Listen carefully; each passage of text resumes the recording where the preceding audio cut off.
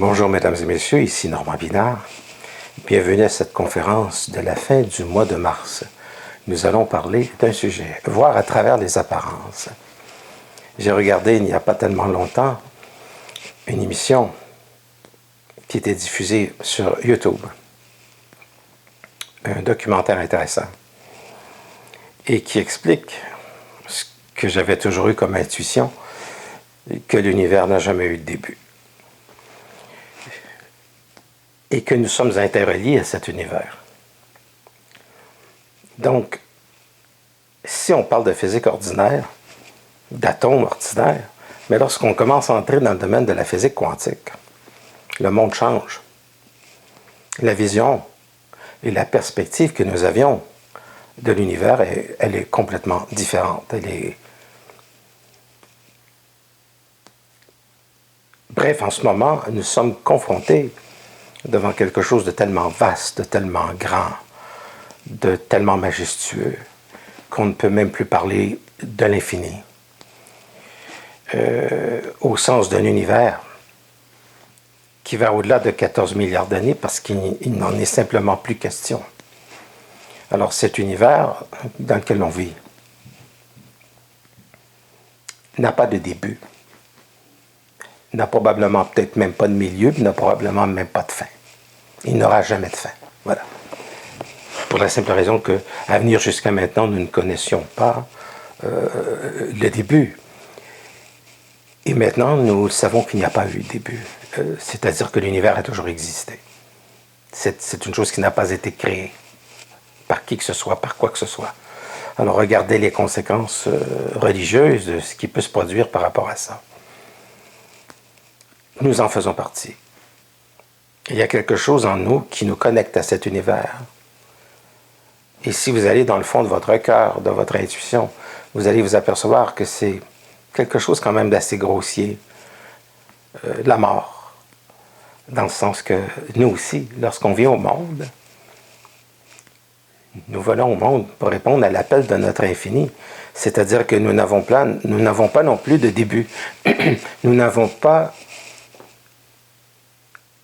aujourd'hui rien d'autre que l'étendue de cet infini.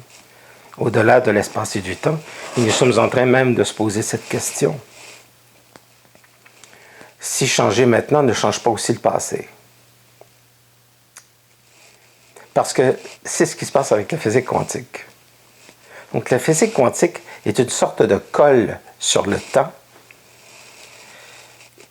et on se rend compte qu'elle permet, par rapport à cet univers, de en faire un, maintenant. C'est-à-dire, et d'abolir l'idée que l'on avait du temps. Bien sûr, vous allez me dire, oui, mais le temps passe, on prend de l'âge, etc. En principe, oui. Moi, dans mes ateliers, je n'enseigne pas cette chose-là. En fait, j'abolis le temps. J'essaie d'abolir également les plans. Parce que de penser que les choses sont ailleurs, c'est une erreur. En fait, nous construisons le monde. Excusez. Nous construisons le monde. Nous le fabriquons à chaque seconde. Pourquoi le monde n'est-il pas une chose statique? Ce n'est pas une chose statique parce que nos pensées, lorsqu'elles passent à la conscience et qu'elle fait la révolution du subconscient humain, elle enlève le statu quo à nos pensées et elle enlève le statu quo à ce qui s'appelle cet univers. Cet univers se modifie en fonction de notre grandeur intérieure. Jung a cherché longtemps, Carl Gustav Jung a cherché longtemps pourquoi il y avait de la synchronicité. Et je crois qu'il y a de la synchronicité parce que nous nous rencontrons à travers les apparences du monde. Je vais dire simplement, nous nous rencontrons simplement à travers des gens, à travers des circonstances. Nous nous croisons continuellement les différentes facettes de nous-mêmes. Alors, Dans un monde comme celui-là, dans lequel nous sommes obligés de dire que nous le construisons et que nous nous plaçons en synchronicité, on peut presque dire qu'il n'y a pas de victime. Parce que si vous êtes victime des circonstances, il est possible que vous en soyez la cause. Vous êtes le créateur. Je vais vous donner un exemple un peu de la mentalité au Québec. Je ne resterai pas trop là-dessus longtemps, mais c'est important. Ici, j'avais des pannes d'électricité environ une fois par semaine. Mais c'était pas juste ici, c'était tout l'endroit, là, environ quasiment 1,5 km carré. Là. Ça fait des pannes de courant récurrentes, presque toutes les semaines. Il y a 3 ans, j'ai téléphoné.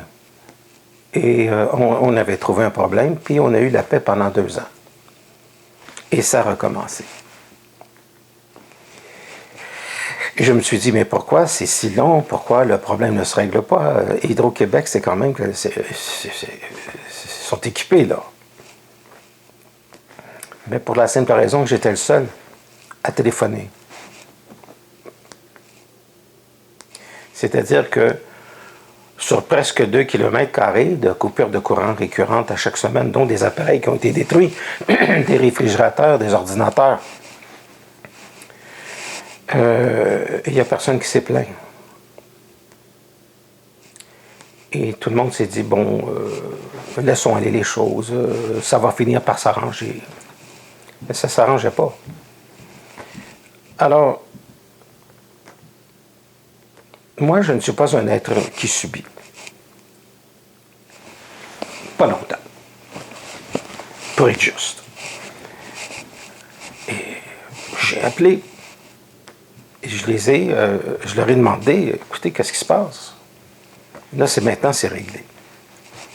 Il s'agissait d'un fil qui transportait du haut voltage qui était défectueux. En plus des animaux, en plus des arbres, en plus de tout ce que vous voulez, de d'autres choses aussi. Mais le problème, c'est que j'ai vu à travers cette image le Québec. Ce qui m'attriste profondément du Québec. Il ne veut pas prendre la responsabilité de devenir immense. Il ne prend pas la responsabilité d'être, de passer à la conscience. Il préfère rester amer. Je ne serai pas longtemps sur ce sujet, parce que je sais que c'est lourd. Et c'est un des endroits qui a été les plus opprimés dans le monde depuis les 4 dernières années, pour la raison que vous savez. Et si vous ne le savez pas, c'est que vous êtes déjà mort. Psychologiquement, et peut-être voire même physiquement. Le Québécois est un individu qui est prêt à baisser la fenêtre de sa voiture pour des pécatilles. Mais il évite toute forme de confrontation avec des gens avec lesquels il se sent inférieur. Beaucoup de gens qui sont des très anciennes civilisations nous ont étudiés. Mais ces très anciennes civilisations-là, elles sont complètement astralisées. Elles sont colorées, elles sont possédées par des forces négatives. Et ces forces négatives, présentement, via l'Europe, ont un seul but. Un seul. La destruction de l'humanité. Un seul. Alors que s'ils savaient, c'est pas nécessaire qu'ils détruisent l'humanité. On peut s'en occuper. Alors, ces gens-là fonctionnent à un niveau d'une pensée restreinte qui est matérialiste et qui ne tient pas compte des plans. Puis les seuls plans avec lesquels ils sont connectés sont des plans sataniques. C'est-à-dire, je vais dire ceci, là, Gaïa, c'est l'esprit de la Terre. Mais c'est aussi la mémoire de la Terre. Et la mémoire de la Terre n'est pas toujours belle, c'est pas toujours joli. Moi, je regarde sur des millénaires les choses. Je regarde en termes de millions d'années l'évolution de la planète et je regarde en termes de milliers d'années l'évolution de la race humaine sur Terre. Il y a très peu de moments où c'est joyeux. Et je sais très bien que nous ne sommes pas faits pour être malheureux. Et que nous allons passer, de gré ou de force, à un autre niveau de la conscience qui est supérieur. Et ceux qui n'auront pas atteint, et ça je le dis, ceux qui n'auront pas atteint ce niveau de conscience supérieure seront éliminés. Parce que la prochaine civilisation est une civilisation de voyants, de scientifiques ouverts, d'esprits brillants. Et ces gens-là sont déjà sur Terre et d'autres viendront. Parce que nous devons gagner cette guerre contre des forces obscures qui utilisent l'être humain contre lui-même.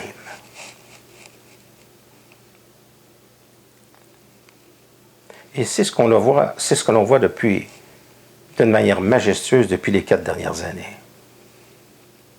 L'être humain n'est pas fait pour être cloîtré. L'être humain n'est pas fait pour être pauvre. L'être humain n'est pas fait pour manquer de quelque chose, parce que moi, je ne vis pas dans un univers qui manque de quoi que ce soit. Je veux dire, l'univers, si vous regardez les soleils, si vous regardez les galaxies, il n'y a que de l'énergie. Et la richesse, c'est toujours de l'énergie.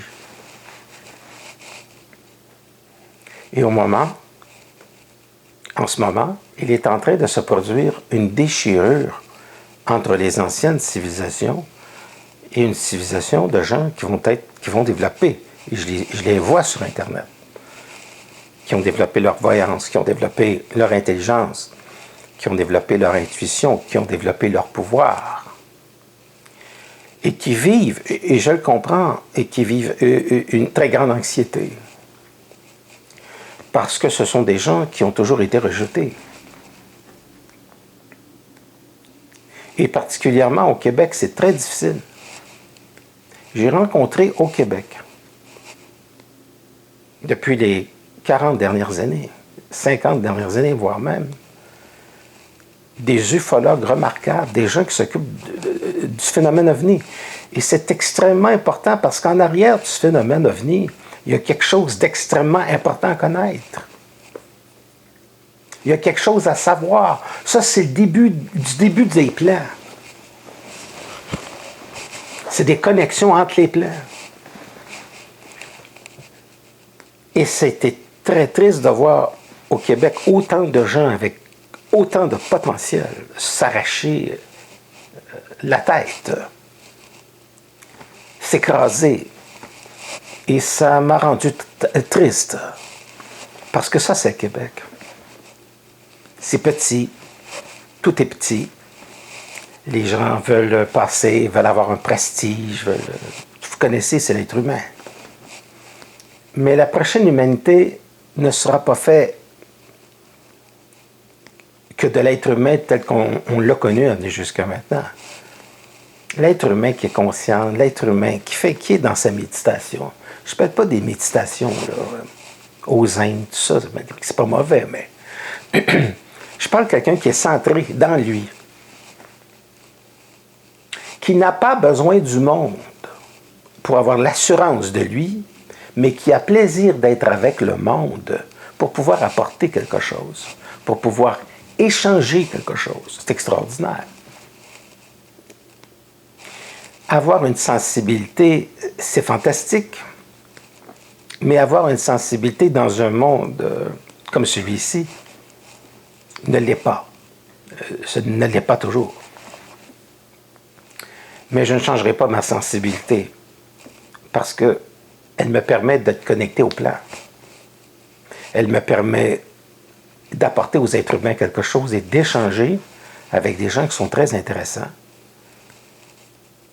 qui s'intéressent à ces choses-là. Et parmi eux, quelquefois des gens d'une très grande culture. que j'ai connus dans ma vie et qui ont pris une place extrêmement importante. De très grands penseurs. J'en ai connu un qui est venu assister à mes conférences à l'âge de 16 ans et qui est docteur en philosophie aujourd'hui. Donc, moi, je me suis intéressé aux causes premières, d'où nous venons. Et en ce moment, avec les astrophysiciens, on s'aperçoit qu'on n'est probablement jamais venu au monde. Vous allez me dire, oui, mais Normand, nous avons toujours existé. Dans un univers qui a toujours existé, mais sous une forme différente.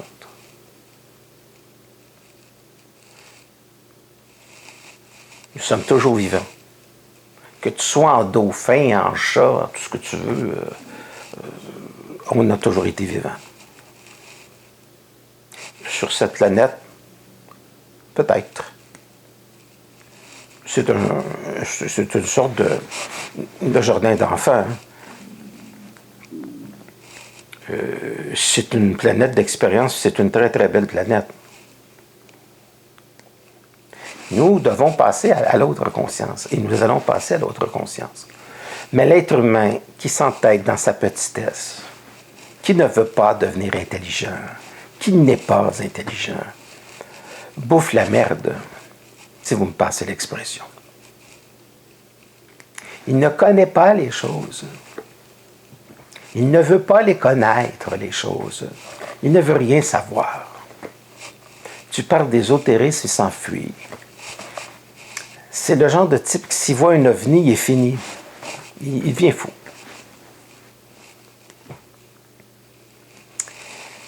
Il faut comprendre que nous ne vivons pas dans un monde qui est strictement visible, mais que nous vivons dans un monde comme un iceberg où les 3/4 de la vérité, c'est en dessous de l'eau.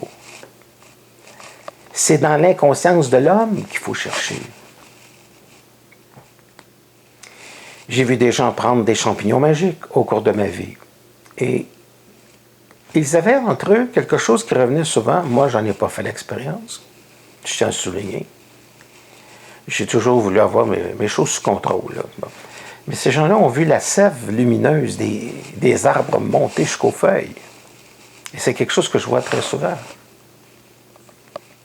Que j'entends souvent. Et ça ouvre à d'autres dimensions. Mais attention, prenez pas n'importe quoi. Vous n'êtes pas n'importe qui. Faites attention.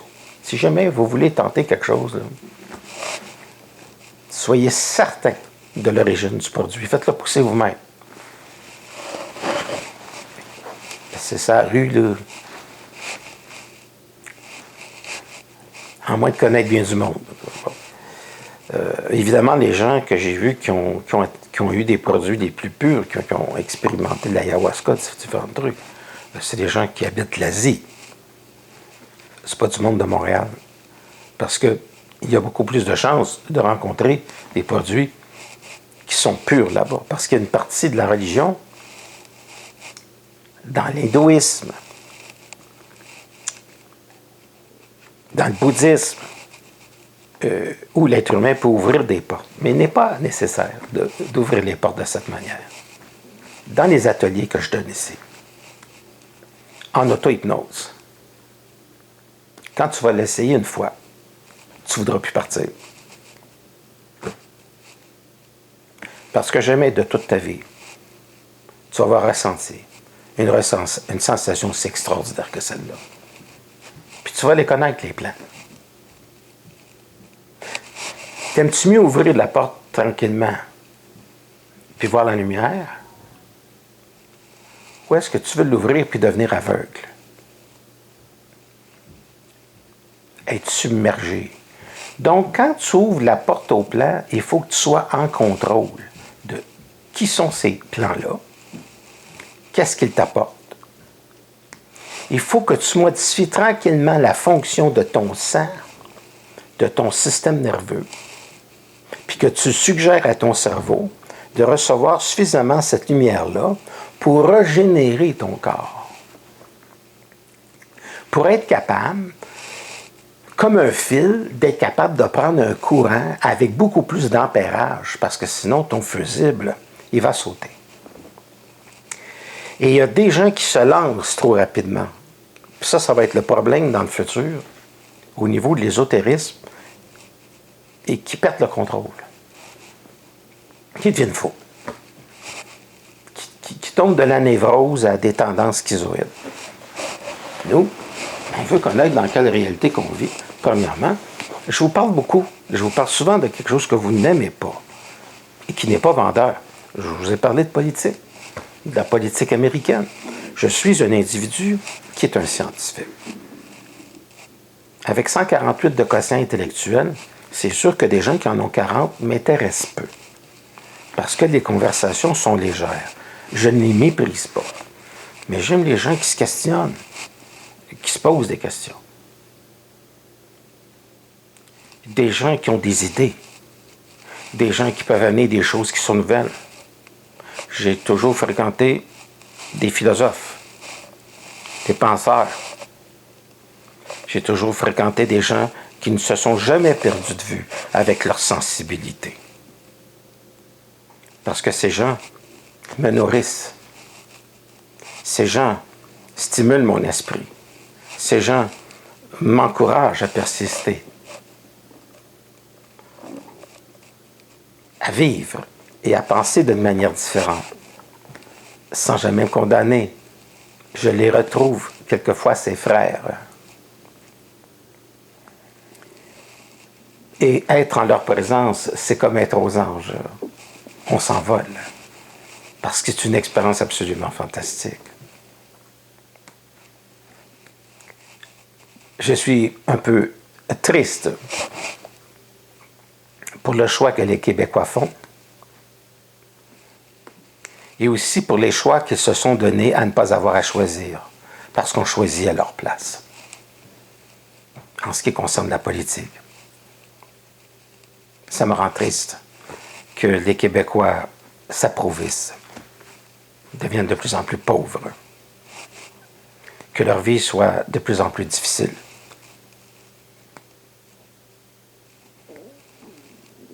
J'ai eu hier à prendre un pont parce que j'avais affaire à aller à Montréal, un pont-tunnel Loyache-Lafontaine, et cette chose qui dure depuis 5, 6, 7, 8 ans, mais particulièrement cinglée depuis environ 3 ans, 4 ans.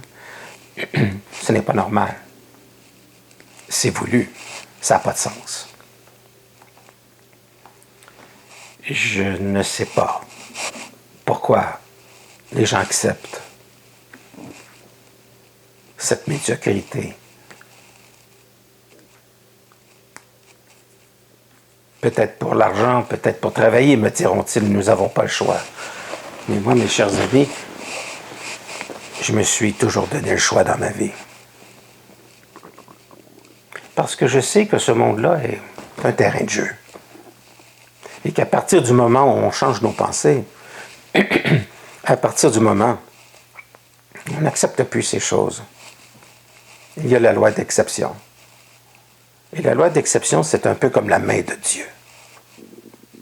Lorsque tu vas dans le sens de ton cœur, lorsque tu vas dans le sens de ta vérité, c'est comme si Dieu, une énergie invisible, t'aidait, choisissait non seulement ce que tu désires, mais ce qui est mieux pour toi. Et j'ai toujours eu l'impression toute ma vie d'être supporté par la main de Dieu. Et pourtant, excusez-moi, il y a des petits rhumes comme ça. Et pourtant, les choses les plus extraordinaires que j'ai vécues, et évidemment, on me l'avait dit, il n'y avait pas d'effort. Je ne suis pas un être d'effort. Je ne suis pas un être qui se bat. Je laisse les choses qui se placent. Je n'essaie pas de régler les choses avec mon ego, parce que l'ego, vraiment, aujourd'hui, Il y a des moments de la journée comme ça où le mucus, n'est-ce pas? Parce que le corps n'est pas séparé de ce que je suis en train de dire. Il travaille à l'élimination. Alors, la lymphe, etc., travaille parce que je suis dans un état un peu différent. Alors, ça peut arriver quelquefois. N'en tenez pas trop compte, je vous remercie. J'ai toujours eu l'impression d'être supporté par des mains visibles. J'ai vécu beaucoup de moments de magie dans ma vie. Des choses incroyables. Et probablement vous aussi, que vous en avez vécu. Mais vous les avez mises de côté en disant, bof, il n'aurait pas fallu le faire. Parce qu'il y a là des professeurs extrêmement intéressants qui peuvent nous faire comprendre dans quel univers nous vivons. Ou du moins en donner l'intuition. Mes amis, on ne meurt pas. On est infini.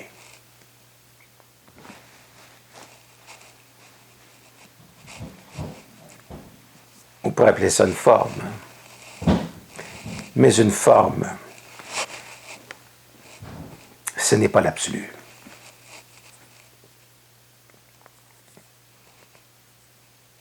Prendre un corps, etc., vivre une expérience, c'est dans l'infini. Ce que l'univers cherche, c'est se comprendre à travers l'existence de notre vécu. L'univers que nous regardons est primitif. L'univers que nous sommes peut devenir un accomplissement. Si vous pouvez sortir de votre petitesse de pensée, et si vous avez le temps de réfléchir suffisamment, parce que c'est très important, les gens ne veulent pas réfléchir, c'est pour ça qu'ils sont très occupés, réfléchir à ces vraies questions. Pourquoi sommes-nous sur Terre? Quel est le sens de la vie? Et vous allez voir à travers la forêt, à travers les gens que vous allez rencontrer, à travers les petites choses que vous allez vivre au supermarché, vous allez avoir des réponses continuelles. Si j'avais à dire ceci, Dieu ne se manifeste pas dans des apparitions lumineuses ou comme ça. C'est à travers de très petites choses. Vous pouvez vous poser des questions souvent en disant, je ne sais pas dans quelle direction où aller, et être sur le pont Jacques-Cartier, voir un immense panneau, puis dire, tournez à droite, au moment où vous regardez, tournez à droite et achetez notre produit, là où notre magasin est situé. Donc, les choses qui nous entourent nous parlent continuellement. Et si vous avez cette perspicacité de pouvoir observer, de pouvoir regarder, non seulement on vous parle, mais on vous crie à tue-tête. À chaque seconde, les plans s'unissent pour tracer le chemin de votre cœur. Faites les choses que vous aimez. Ne vous trahissez pas.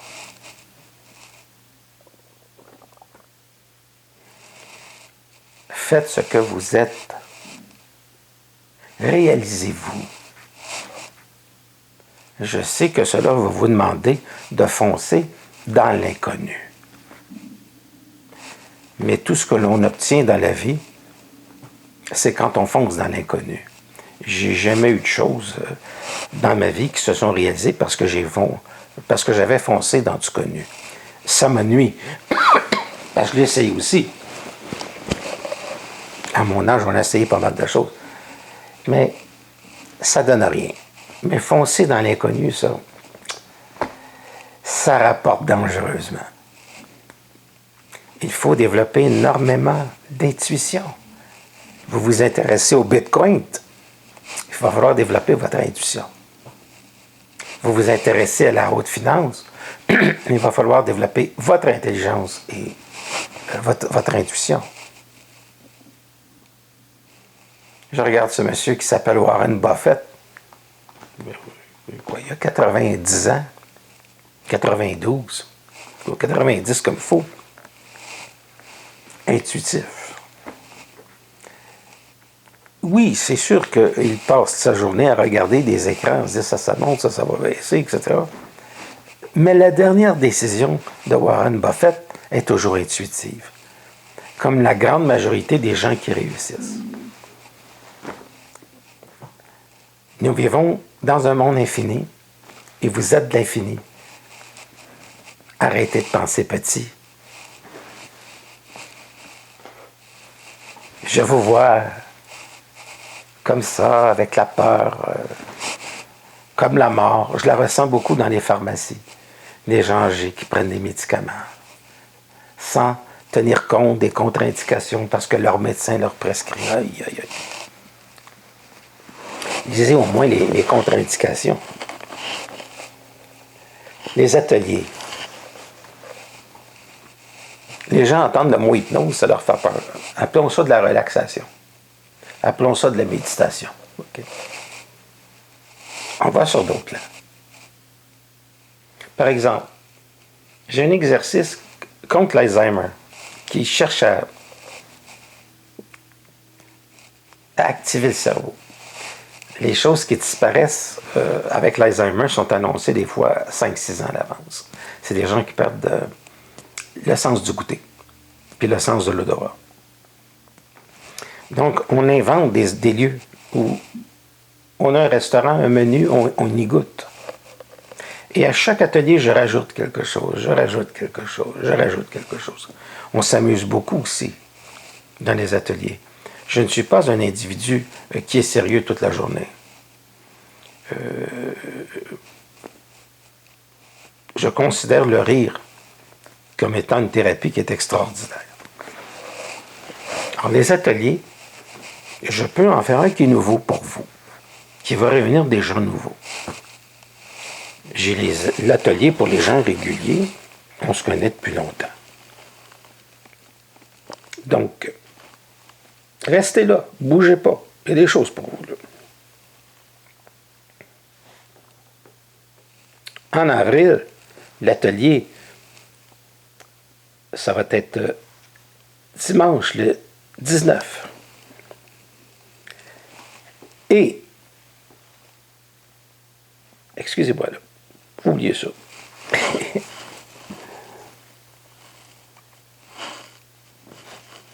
Quand je vous dis que je ne prépare pas mes choses, je les prépare en principe. Là. Donc, il y aura un atelier lundi le 14. Puis pour les nouveaux, ça va être le 19 avril. D'accord? 3 personnes, 4 personnes qui apprennent à se connaître. Intéressant. Vous allez avoir mon téléphone en dessous. Téléphonez-moi. Si vous êtes dans la région de Montréal, parce que ça se fait ici, dans cette pièce-là, c'est pour ça les fauteuils. Ce n'est pas quelque chose qui est très coûteux. Il y aura une conférence il y a une conférence dimanche le 6, mais téléphonez-moi avant. Je suis en train de travailler avec des gens qui font des implants. Je n'irai pas plus loin. Je vous raconterai ça une autre fois.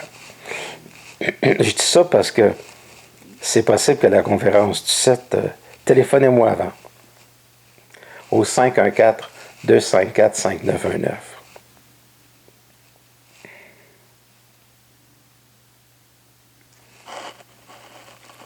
J'ai un e-book. C'est un livre électronique d'environ 1886 pages. Je vous l'envoie par mail. C'est mon œuvre. J'ai toutes mes émissions de télévision, de 1994 à venir jusqu'à maintenant, même des émissions qui datent de 1986. Je peux vous envoyer ça par Transfer Big File. C'est très simple. C'est un courriel que vous recevez, vous cliquez sur le lien, puis vous entrez ça dans votre ordinateur dans un fichier. C'est aussi simple que ça. Si vous êtes en Europe, vous payez par PayPal, puis si vous êtes au Québec, vous payez par virement Interac, par mon adresse de courriel. C'est toutes des informations que vous allez retrouver sur Facebook ou en bas sur YouTube. Là. Vous cliquez sur plus, puis vous allez voir toutes ces informations-là. La vie est extraordinaire, mais elle n'est pas donnée. Il faut foncer. Il faut s'inventer. Il faut aller plus loin. Acquérir de la conscience, c'est éliminer l'ombre en soi pour faire en sorte que si nous regardons dans une direction, on voit clair. Si on regarde dans une autre direction, on voit clair. Et que toutes les directions sont ensoleillées comme cette belle journée extraordinaire.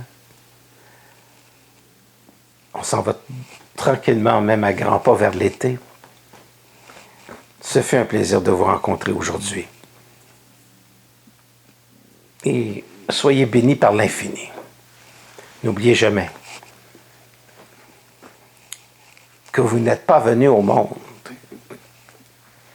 que pour souffrir. Mais surtout pas. Vous êtes venu au monde pour accomplir votre infini. Parce que c'est l'infini qui n'a pas de début, qui n'a pas de milieu, qui n'a pas de fin, qui vous a mis au monde. Un jour, il faudra que vous cessiez d'être des esclaves. C'est Normand Pinard qui vous dit au revoir et à très bientôt.